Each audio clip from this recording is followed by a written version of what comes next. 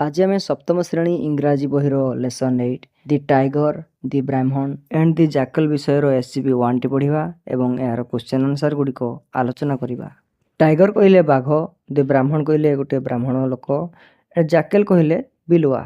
यही विषयटी को पढ़ा पूर्व आम एठारे प्री रिडिंग रे कौन दिखाई टी देखी नेबा। Look at the two pictures, यही तले दि जाइथिबा दुईटी छवि को देख। Try to guess the two situation, एठारे तुमे अनुमान करने को चेष्टा करो कि यही दुईटी छवि रे कौन सिचुएशन होइथाई पारे। ऊपर दिया जाइथिबा छवि दुईटी को आधार कर एठारे किछि क्वेश्चन दिया हिची, से गुडी को एबे हमें करिबा। नंबर 1 क्वेश्चन टी कहिछि what do you see in the above two pictures. ऊपर दिया जाइथिबा दुईटी छवि रे तुमे कौन देखिबा को पाउछो। ऊपर दिया जाइथिबा प्रथम छवि रे बाघटी जंता भितरे अछि आ ब्राह्मण लोकटी बाहर छेड़ा होइछि। आ द्वितीय पिक्चर रे बाघटी पिंजरार बाहर अछि एवं ब्राह्मण लोकटी बाघ को हाथ जोड़ी प्रार्थना करुछि। तेबे आंसर आमे लिखिबा in the first picture we see a tiger in the cage and a Brahmin was standing by. In the second picture the Brahmin is praying to the tiger. तापर नंबर 2 टी कहिछि who prays in the first picture. प्रथम छवि रे किए प्रार्थना करुछि। Answer in the first picture a tiger inside the cage is praying to a Brahmin. प्रथम चित्र रे पिंजरा भितर थिबा एक बाघ जने ब्राह्मण को प्रार्थना करुछि। नंबर 3 टी कहिछि who prays in the second picture. द्वितीय छवि रे किए प्रार्थना करुछि। Answer the Brahmin prays to the tiger is seen in the second picture. द्वितीय चित्र रे ब्राह्मण बाघ को प्रार्थना करुछि।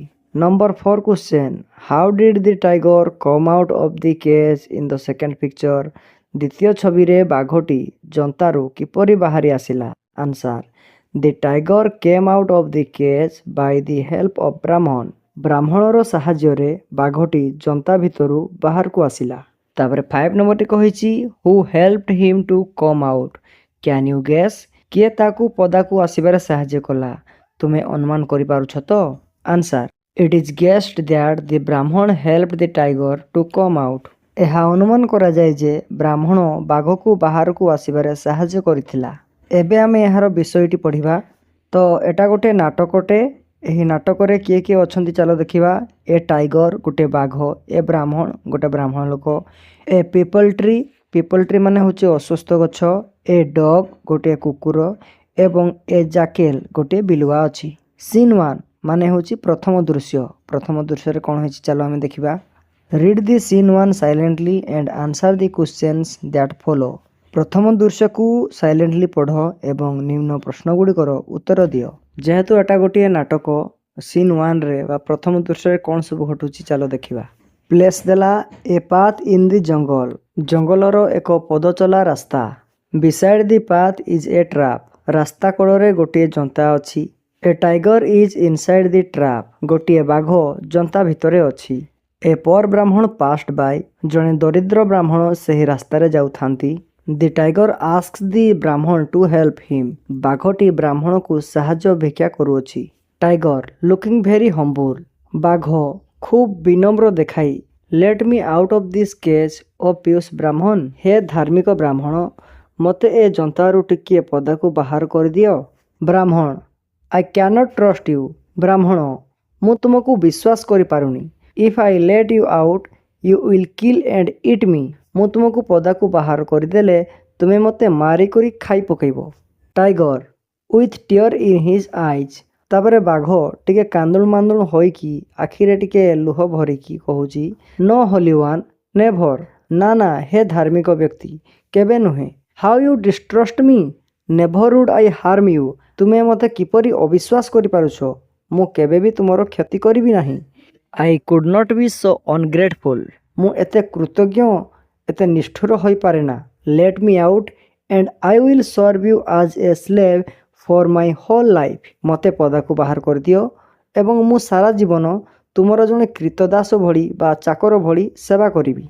ब्राह्मण very well I will trust you and let you out. तापर ब्राह्मण कहउचंती तबे ठीक अछि, मु तुमको विश्वास करिबी एवं तुमको पदा को बाहर कर देबी। Mind you keep your promise. किंतु मने रख तुमे तुमर प्रतिज्ञा रक्षा करिवो। The Brahmin opens the door of the trap and lets the tiger out. ବ୍ରାହ୍ମଣ ଜନ୍ତା କବାଟ ଖୋଲିଦେଲା ଏବଂ ବାଘଟିକୁ ପଦାକୁ ଯେମିତି ବାହାର କରିଦେଇଛି। The tiger at once catches the poor man. ହଠାତ୍ ବାଘଟି ବ୍ରାହ୍ମଣକୁ ଝାମ୍ପି କରି ଧରି ପକାଇଲା। Tiger what a fool you are. ତାପରେ ବାଘ କହୁଛି ତୁମେ କେଡ଼େ ବୋକା। ହୁ କ୍ୟାନ୍ ପ୍ରିଭେଣ୍ଟ ମି ଫ୍ରମ୍ ଇଟିଂ ୟୁ ନାଓ। ତୁମକୁ ଖାଇବାକୁ ମୋତେ ବର୍ତ୍ତମାନ କିଏ ମନା କରିବ। Remaining the trap so long I feel very hungry. ବହୁତ ଦିନ ହେଲା ଜନ୍ତାରେ ରହି ରହି ମୋତେ ବହୁତ ଭୋକ ଲାଗୁଛି।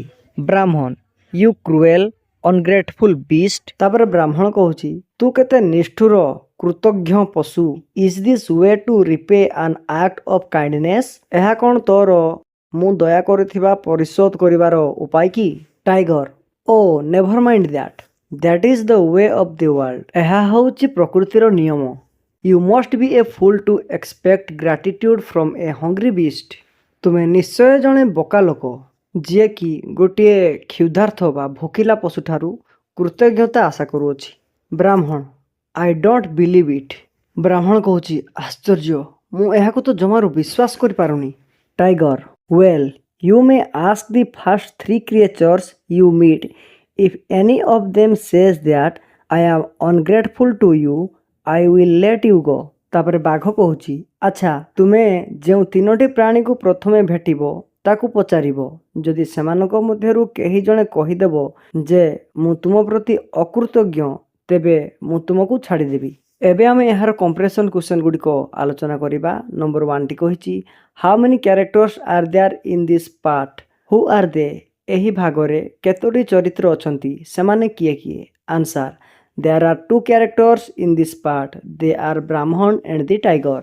ଏହି ଭାଗରେ 2 ଜଣଙ୍କର ଚରିତ୍ର ରହିଛି, ସେଗୁଡ଼ିକ ହେଲେ ଗୋଟିଏ ବ୍ରାହ୍ମଣ ଏବଂ ଗୋଟିଏ ବାଘ। ନମ୍ବର 2ଟି କହିଛି who fell in the trap. କିଏ ଜନ୍ତାରେ ପଡ଼ିଥିଲା। Answer the tiger fell in the trap. ବାଘଟି ଜନ୍ତାରେ ପଡ଼ିଥିଲା। ତାପରେ ନମ୍ବର 3 କ୍ୱେଶ୍ଚନଟି କହିଛି ହୁ ହେଲ୍ପଡ୍ ଦି ଟାଇଗର କମ୍ ଆଉଟ୍। କିଏ ବାଘକୁ ପଦାକୁ ଆଣିବାରେ ସାହାଯ୍ୟ କରିଥିଲା। ଆନ୍ସାର ଦି ବ୍ରାହ୍ମଣ ହେଲ୍ପଡ୍ ଦି ଟାଇଗର କମ୍ ଆଉଟ୍। ଜଣେ ବ୍ରାହ୍ମଣ ବାଘକୁ ପଦାକୁ ଆସିବାରେ ସାହାଯ୍ୟ କରିଥିଲା। ନମ୍ବର 4ଟି କହିଛି what did the tiger want to do after he came out of the cage. ଜନ୍ତାରୁ ପଦାକୁ ଆସିବା ପରେ ବାଘ କ'ଣ କରିବାକୁ ଇଚ୍ଛା କଲା। Answer after the tiger came out of the cage he wanted to kill and eat the Brahmin. ବାଘଟି ଜନ୍ତାରୁ ବାହାରିବା ପରେ ସେ ବ୍ରାହ୍ମଣକୁ ମାରିକି ଖାଇବାକୁ ଇଚ୍ଛା କଲା।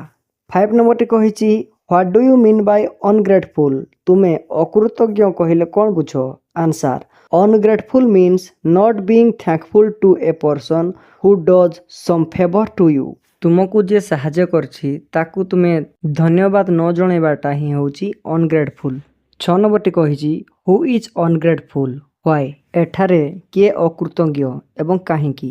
ଆନ୍ସାର the tiger is ungrateful because the Brahmin freed the tiger from the trap but the tiger wanted to kill and eat him. ଏଠାରେ ବାଘ ହେଉଛି ଅକୃତଜ୍ଞ କାରଣ ବ୍ରାହ୍ମଣ ଜଣକ ବାଘକୁ ଜନ୍ତାରୁ ମୁକ୍ତ କଲା, କିନ୍ତୁ ତା ପ୍ରତିବଦଳରେ ବାଘ ତାକୁ ମାରିକି ଖାଇବ ବୋଲି କହିଲା। Number 7 what did the tiger decided to do. ବାଘ କ'ଣ କରିବାକୁ ନିଷ୍ପତ୍ତି ନେଲା। Answer the tiger decided to kill the Brahmin and eat him. ବାଘ ବ୍ରାହ୍ମଣକୁ ମାରିକି ଖାଇବା ପାଇଁ ନିଷ୍ପତ୍ତି ନେଲା।